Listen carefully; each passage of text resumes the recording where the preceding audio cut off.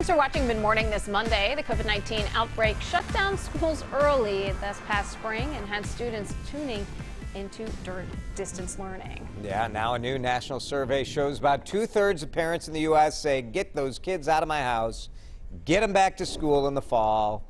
I feel okay. I think the kids are going to be okay.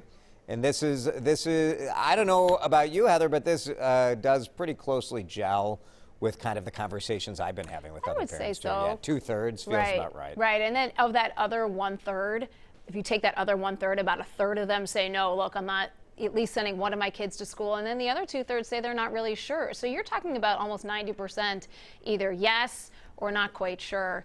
But they also saying that if we had a surge in cases, they would reconsider their opinion. You know, and I think a lot of parents are in a similar boat, at least to how my wife and I feel about this, which is conflicted and unsure, right? Because there are so many things we don't know about young people and transmission. Right. So we know that, like, at least so far, everything we know is what we know as of this second, right? Right. But we know that young people generally don't develop serious symptoms if they do get infected. We do know young people do get infected, but we don't really know if they pass it on. This idea of, are they carriers? Right. Are teachers at risk? And I think that's the bigger that's the much bigger issue here. And what's also interesting is there seems to be, at least right now from some of the very preliminary research, a difference between the little kids and then even the older teenagers. So what do you do? You know, do you do something different with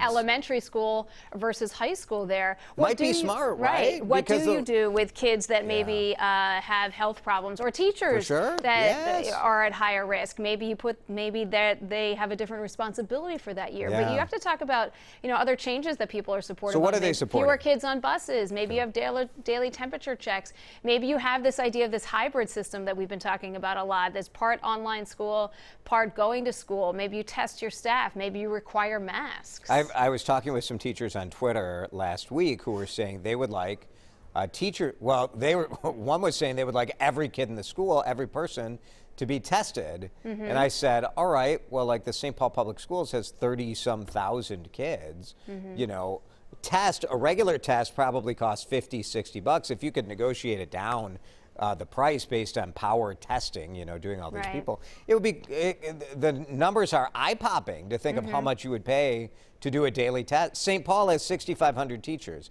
If you tested every teacher at $10 a test, which would be a bargain, it's $65,000. Right, it's a lot. When you're probably going to have lower enrollment. Right. You've lost all of the income from the kind of community ed programs, the school lunch stuff. Right. It's going to be tough. It's going to be tough. Yeah, and we should find out by the end of July what's going to happen here in Minnesota. We will find out, according to the governor, the week of July 27th. And so whatever it is, school's going to look different this fall, whatever way they do decide. And we'll have to see what happens with our cases here in Minnesota versus what we're seeing in a lot of places down south. Yeah.